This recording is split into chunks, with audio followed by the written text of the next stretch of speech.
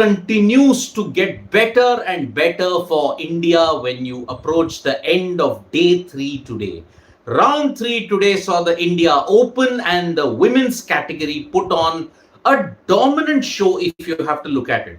Yes, in the women's category, there was a slight blitz when you look at it. There was a slight blip, but apart from that, in the men's section, you saw some fantastic chess. So the results that have happened for India on day 3 of the chess Olympiad and round 3 in particular, India have beaten a very strong Hungary beat side, and the India women's team, the top seed, have managed to beat Switzerland.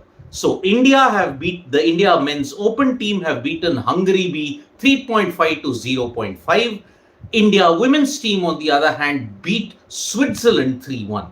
Now, unfortunately, amidst all this result, you've seen that there was one loss today. India also suffered the first loss in the chess Olympiad, and it came, unfortunately, from Harika Dronavalli. Harika Dronavalli was up against the strongest player in the Switzerland team at that time, Alexandra Kostyuk, and because of that, she unfortunately tried to put on a show, but she was already facing a lot of problem. She was caught between the rook and the queen endgame, and because of that, she tried to defend, but although she had a similar advantage, she couldn't capitalize on it, and that is why Harika Dronavalli lost to Alexandra Kostyuk at this point.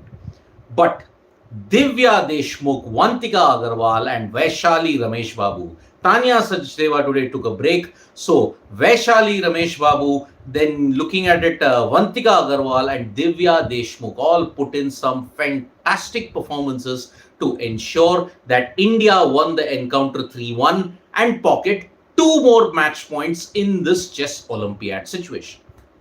As far as the men were concerned, Vidit Gujarati played out a draw in his game, so that was the only drawn game, and that is why India men's perfect 8-point winning streak came to an end.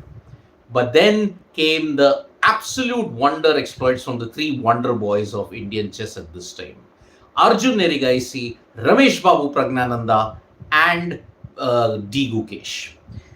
Arjun Erigaisi is called the madman of chess because once he gets into a zone, he plays everything with such clinical precision and with such speed that it blows away the opponent, and this is exactly what happened.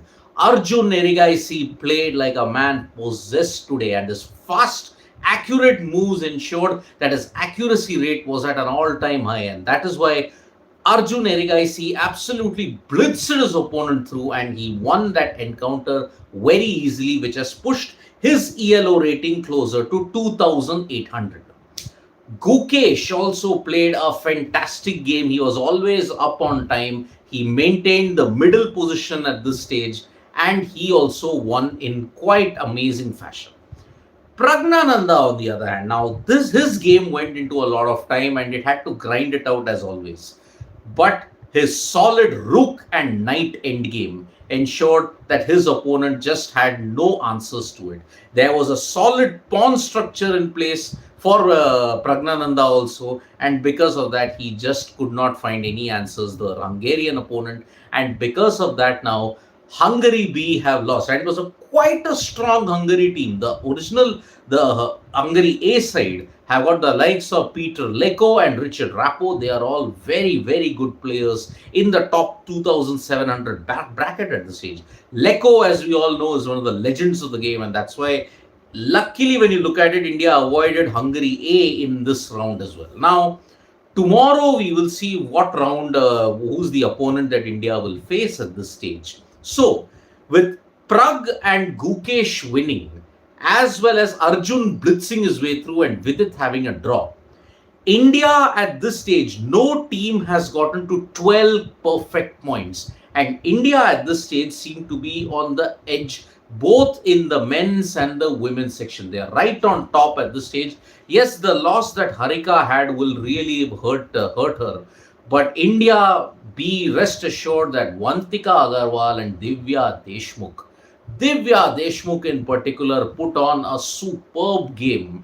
Her moves, it was, although she was down a position, if you look at it at one point in time, the early exchange of queens meant that she would have had to grind her way through. But then she blazed her way and managed to ensure that she managed to win it. Ginny Weasley is saying, what was Vidit's result? Well, Ginny, if you look at it, Vidit was the only person who drew in his game. Arjun Erigaisi, Ramesh Babu Pragnananda, and if you look at it, GUKESH, they managed to win their encounters. And in the women's section, Divya Deshmukh, Vantika Agarwal, and Ramesh Babu Vaishali all managed to win. And unfortunately, Harika Dronavalli lost her game. So I think in the next round, when you look at it, probably Harika might be rested and maybe Tanya might come in. And once that round is done, perhaps Vaishali might be rested. It may be in rotation. Unless the player decides that I want to play all, then it might happen. So basically, if you look at it, India, if you win out of the 4 games, if you achieve a comprehensive result, then you get 2 points in the process. So India, by winning their previous 2 encounters by 4 games to 4 games, they have gotten 2 match points. So they now have a total of 6 out of 11 and a half that they have accumulated totally. Same with the women, if you look at it, they had 7 out of 8. Now they have gotten 10 out of 12 and they still have 6 points because they managed to win outright against Hungary B and Switzerland. So in this sense, it is going to be a very, very interesting decision. So how does the draw, which team versus which team work in chess? That's a good question, Naval Singh. See, at the end of the round, you will then get the opponent by the start of the next day. So only by tomorrow morning, we will come to know who's the opponent that India is going to face.